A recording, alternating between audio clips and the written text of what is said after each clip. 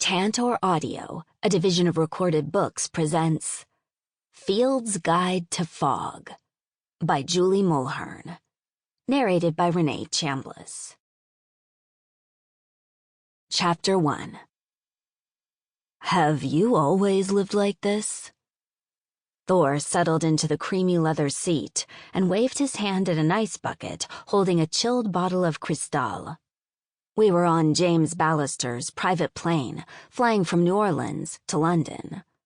Are you complaining? The skin at the corner of Thor's eyes crinkled. Are you kidding? When Dad was alive, I lived with him on a ranch in Montana. No private planes? Nope. When we traveled, we flew coach. Thor's lips twitched as if he was biting back a smile. Thor's real name was Mark Stone. But the man was a doppelganger for Chris Hemsworth, so he was Thor. End of story. Moving in with your mother must have been an adjustment. My mother, Sherris Carlton, the biggest, brightest star in Hollywood, believed in retail therapy, the power of perfect LBDs, and the importance of luxury. Living with her, I'd become accustomed to the best of everything. Well, everything material. Life without my dad? That presented a challenge. I'd never fully resigned myself to his loss. I still missed him. Every day. More than you can imagine. You never mention him. Thor's voice was dangerously gentle, almost as if he pitied me. I stiffened my spine. You don't mention your parents. Thor's smile softened at the edges. I shifted in my seat and insisted, You don't. They live in Arkansas. We can visit them when we're done in London. Visit them? What would you tell them about us? There wasn't an us. Not yet. There might be, someday. Not now. I shifted in my seat, again. Do they know what you do for a living? Thor's eyes narrowed. A, I'd tell them we're friends. B, don't change the subject. Which subject? I knew perfectly well which subject. James's plane? Sherris's best friend, my surrogate father, James, had happily loaned us his Gulfstream to jump the pond. Or your job. Your dad. You never mention him. My dad. I'd spent years not talking about my dad. I'd resisted psychologists, counselors, psychiatrists, a Hakomi therapist, and eye movement desensitization resolution. Thor wouldn't crack that nut with just a smile and a couple of probing questions. His plane crashed. Not a great topic when the only things visible for miles were sky, around us, and water, below us. Not a great topic ever. Shouldn't we be discussing Yurgi? Yurgi Prokhorov, Sherris's latest boyfriend, had been kidnapped. Sherris and Yurgi, still in the first stages of love, cooed and kissed and walked on gilded clouds. They held hands. They giggled like teenagers. When Yurgi disappeared, a distraught Sherris called and begged me to fly to London and locate the latest love of her life. She wanted him back. A 20-something with a reputation as a party girl might seem an odd choice to track a missing billionaire, but I'd been abducted myself, and I'd escaped. I'd saved Paris. Sherris took public credit. Recently, I'd juggled bridesmaid duties with arresting the flow of a dangerous new party drug called Venti into the U.S. And I'd been recruited by a super-secret government agency. An agency not exactly thrilled I'd blown off training for this last-second dash to London. Thor worked for the same agency. What about Yurgi? I reached for a cashmere throw and smoothed the soft fabric over my lap. Who kidnapped him, and why? I had my theories. Theory 1. Yurgi had been snatched because his dating Sherris attracted a jealous psychopath. Improbable, but possible. Theory 2. A criminal wanted Yurgi's piggy bank. Yergi's picture appeared in the dictionary next to the words oligarch and billionaire. His piggy bank attracted serious envy. "What do you know about Russia?" asked Thor. "Vladimir Putin is the president."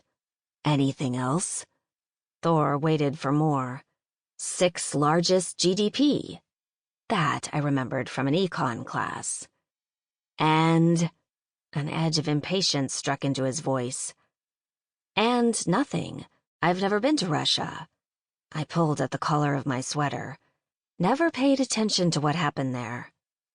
"Does the name Boris Yeltsin ring any bells?" Boris Yeltsin. A bell dinged in the recesses of my brain. Was he one of Yergi's cronies?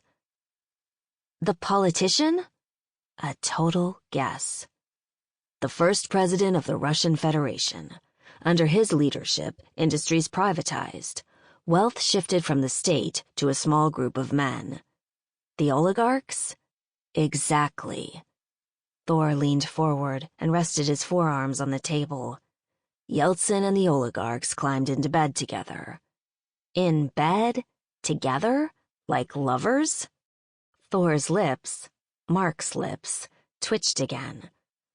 "Let's call them friends with benefits. Yeltsin passed out goodies.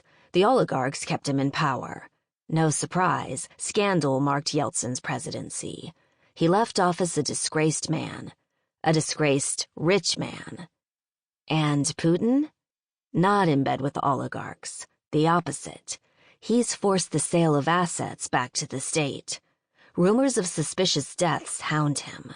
He worked for the KGB before he entered politics. Thanks to Putin, at least 15 oligarchs will be incarcerated if they ever set foot in Russia." "So Yergi and the president of Russia are at odds?" "No. Prokhorov is the exception. He and Putin meet regularly. No tension ever reported." Thor rested his head against his seat.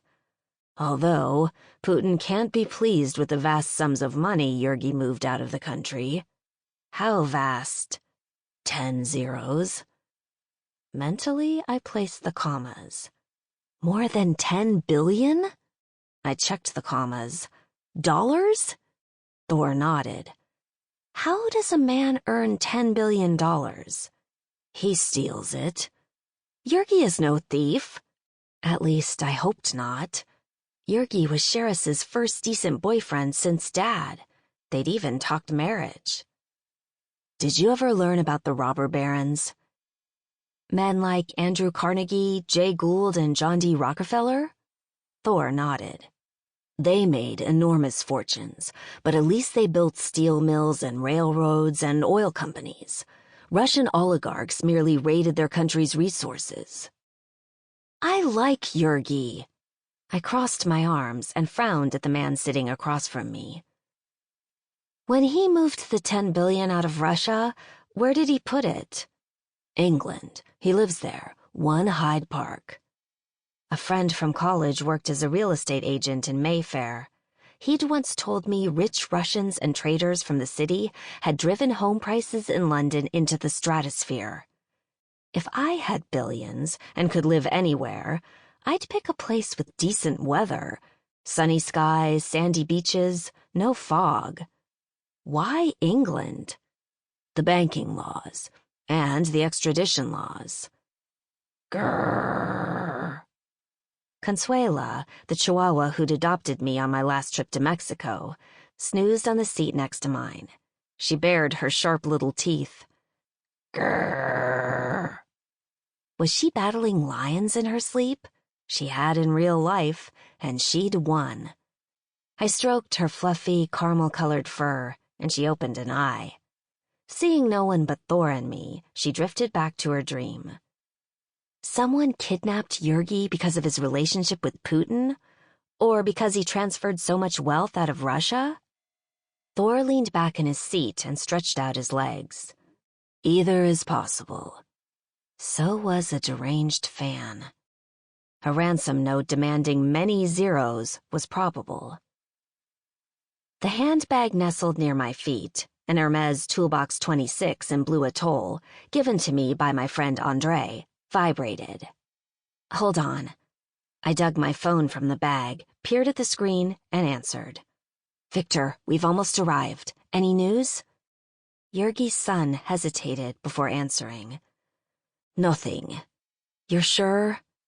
The hesitation before he spoke made me wonder. I'm sure. How are you holding up? If our situations were reversed, my father would be strong. I will be strong. Not an answer. We should be on the ground soon. I'll send a car. Thank you. I'll also tell your mother we've spoken. She's staying at the apartment. She is? When I last spoke with Chambliss, she'd been holed up in a suite at the Savoy. Why? The press. Hounding her? Not a moment's peace.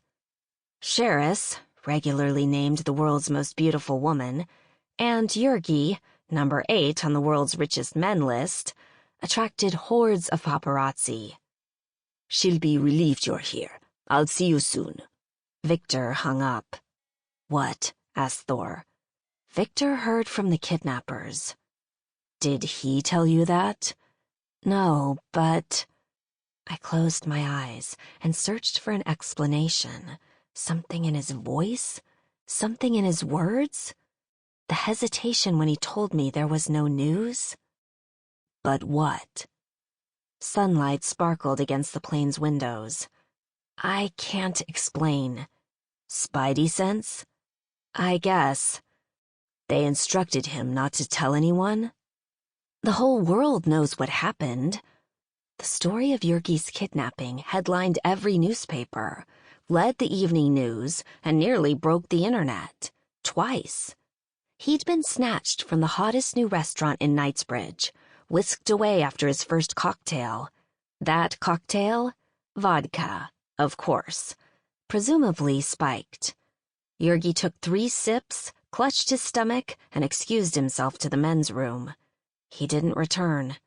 Chambliss waited 10 minutes before checking on him. She found 2 dead bodyguards, but no Jurgi. If I were Victor, I wouldn't want the kidnappers' demands added to the noise.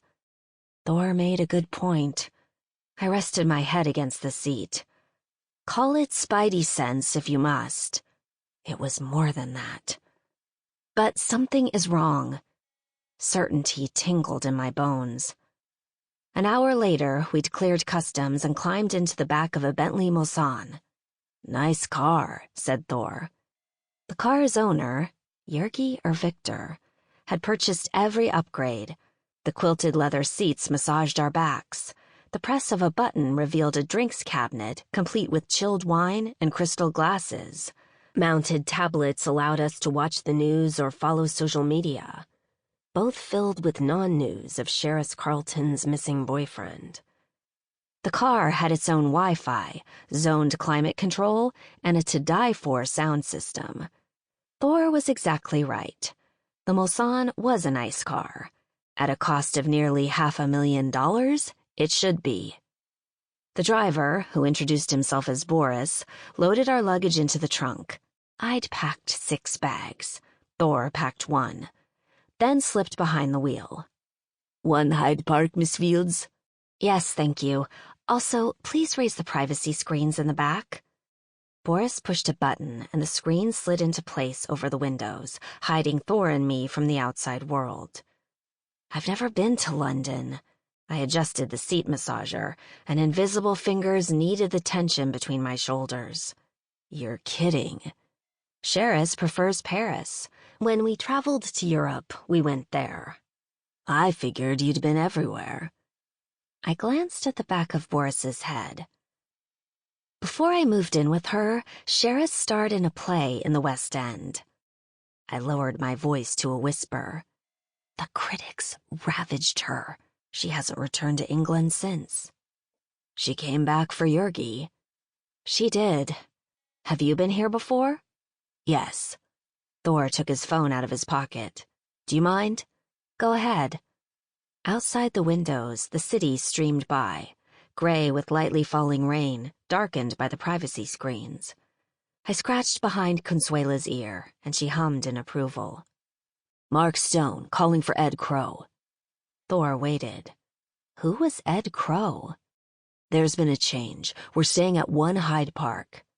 Thor listened, then added, See you in an hour. I returned my gaze to the man sitting next to me. Someone's meeting us? Dropping off a few items. Oh? Thor patted the spot on his ribs where his holster usually nestled. Guns. This Ed Crow person was dropping off guns. U.S. Embassy? Yup. Thor stretched out his legs and nodded at Boris. After I see Ed, I might look up an old friend. It will give you time with your mother. I glanced at Boris, who did an admirable job of pretending deafness. I'd love to meet your friend. I was going with Thor, period. Thor shook his head, once, decisively. You wouldn't like him. Oh? He's rough around the edges. How rough? Rough. Anger flickered through my veins. I can handle rough. You can. He rubbed his chin and grinned. Mick couldn't handle you. We'd just see about that. Where are you meeting him? Thor's gaze flicked to Boris. Not sure. Trust me on this. Your life is complete without making Mick's acquaintance. Consuela, who never doubted my abilities, stared at Thor with button eyes. I stared too, then shrugged as if he'd won. Thor wasn't fooled. Let's discuss this after we've arrived. We certainly would. Leaving me behind while he met Mick was not an option. Fine. Thor leaned toward me and brushed his lips across my ear. I'll need to sweep for bugs first. Bugs?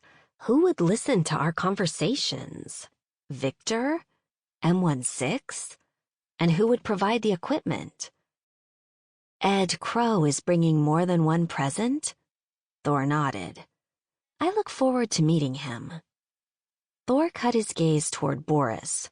The man had big ears and shook his head. He has a history of hitting on my girlfriends. When a man who looked like Chris Hemsworth was also smart and brave and honorable, poaching shouldn't concern him. If Thor and I took the next step, I'd never look at another man. I'd rather not share our relationship, he continued. He meant our working relationship. He trusted Crow enough to supply guns and electronic gadgets, but not enough to reveal we shared an employer. Interesting. I adjusted the seat's massaging fingers to my neck. Excuse me, Boris? Boris tilted his head. Not so deaf after all. Yes, Miss Fields. Where is 1 Hyde Park? Knightsbridge. Perfect, said Thor. You can shop. While he searched for Yergi, alone? Not likely. There's plenty of shopping, Boris volunteered. A Rolex boutique in the building, and many shops nearby. Burberry? Thus far, London was chilly and damp. I'd packed the wrong clothes. At the minimum, I needed a raincoat. Yes, Miss Fields. Did you bring a trench coat? I asked Thor. I am not shopping with you again. He'd read my mind. Absolutely not. Humph. What size do you wear? Don't, Poppy. Look at this rain. I pointed in case he'd missed the deluge outside the car. You need a coat. So does Consuela. I offered him a wicked smile. The 3 of us can match. Ruff! Could we please stop by Burberry? Please? A coat with a matching leash would make the other dogs drool with envy. Thor shuddered. Consuela snickered. You may not have time. Your mother needs you. If he believed that, he didn't understand Sheris's and my relationship. At all. She didn't need anyone, except maybe her publicist. She'd asked me to London as a distraction, someone to keep her from worrying lines into her forehead. Rather than argue, I dropped a kiss on Consuela's head. Outside, the rain fell harder, and cars passed us on the wrong side of the road. Despite the Mulhern's warm interior, I shivered. What other countries drive on the left? The UK and former British colonies, Thor replied. But why? Not a clue. Do you know? I asked Boris. There are stories of men mounting their horses from the left, he replied. He'd definitely been listening. Where are you from, Boris? His accent held hints of Mother Russia. Volgograd.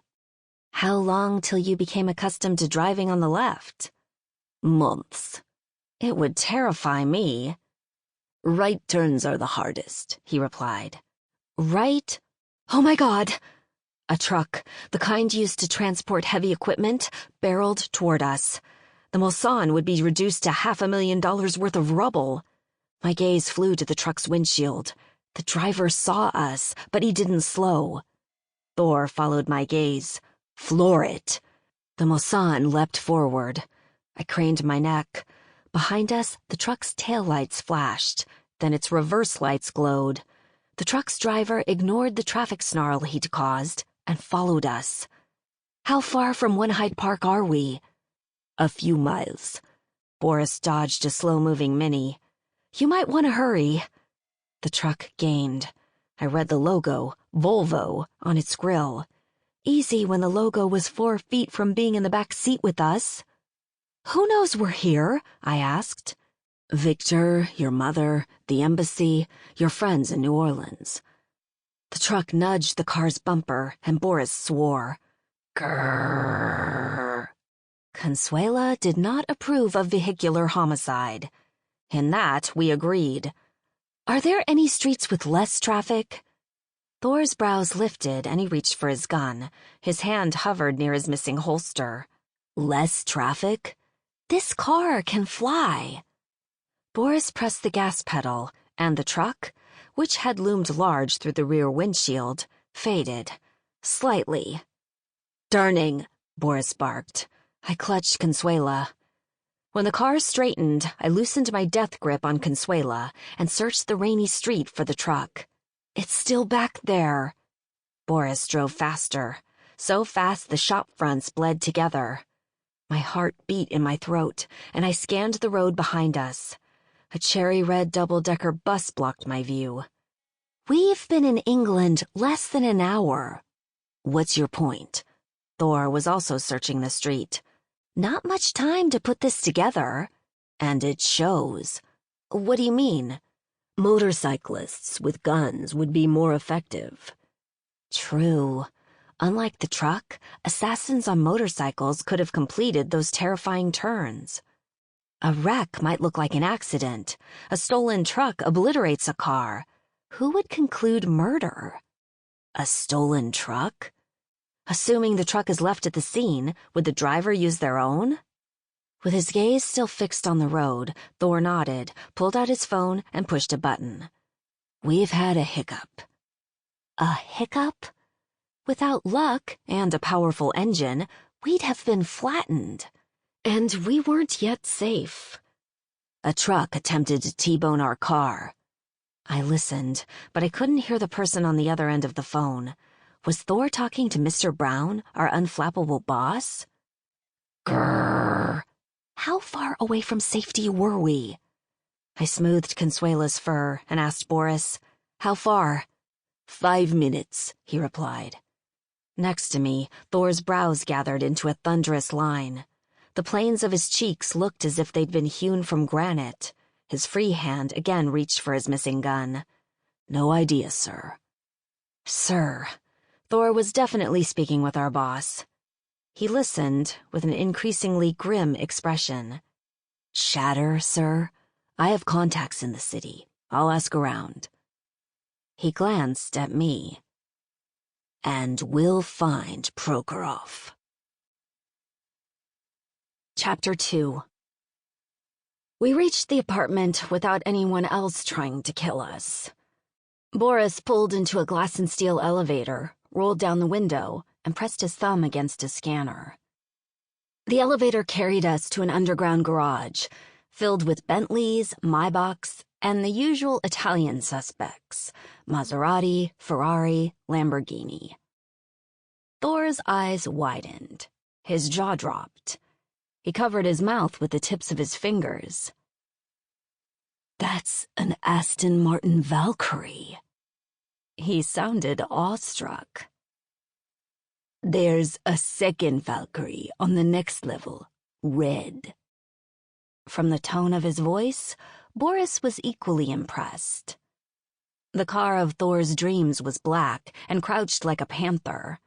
It vaguely resembled the Batmobile. "That car is rare," Thor explained breathlessly. "Aston Martin only builds 150 a year. That machine is a work of art." "Seriously?" "It's a car, not a Rembrandt." "Ruff!" "It's a car, not a Chihuahua." Immune to our arguments, valid arguments, Thor's head turned as we passed the Valkyrie.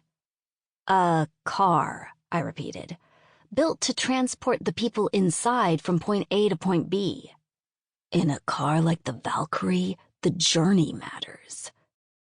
"It's not the car that makes a journey matter." I drove for the first time at 13, a Ford truck with a dented fender, rust spots, and sun-bleached paint. Dad rode next to me on the bench seat. He wore faded jeans and a calm smile. That smile promised I would not crash into the yawning ditch next to the gravel road. That smile promised he'd be there for me, always. "You're doing great, Poppy." "What if—" I side-eyed the ditch. "It's a truck, metal and rubber and glass. If you wreck it, we'll buy another one." He patted the cracked-with-age leather seat. "And if you can drive this old monster, you can drive anything."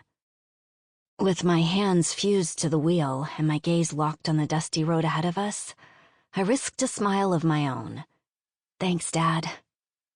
We drove for an hour. Went nowhere. I didn't crash. That journey mattered. The journey from Knightsbridge to a country house in a $3 million sports car? A blip. Boris parked the worse-for-wear Mulhern between a Porsche 911 GT2 RS and a Maserati Quattroporte, then escorted us to an elevator. Again, he scanned his thumb. The elevator doors opened. "Is there anything in your bags you need immediately?" "No," I replied. "They'll be delivered in the next 30 minutes. "Thank you." I smiled at Boris. "Thank you." "My pleasure, Miss Fields." The glass elevator deposited us on the 6th floor. The doors slid open and revealed Sheris on the other side. Sheris as I'd never seen her. A yellow hue tinged her skin.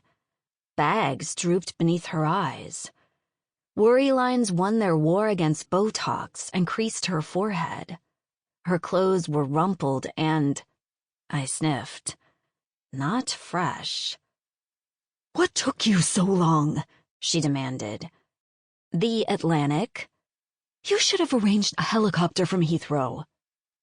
Given the drive we'd just endured, a helicopter would have been safer.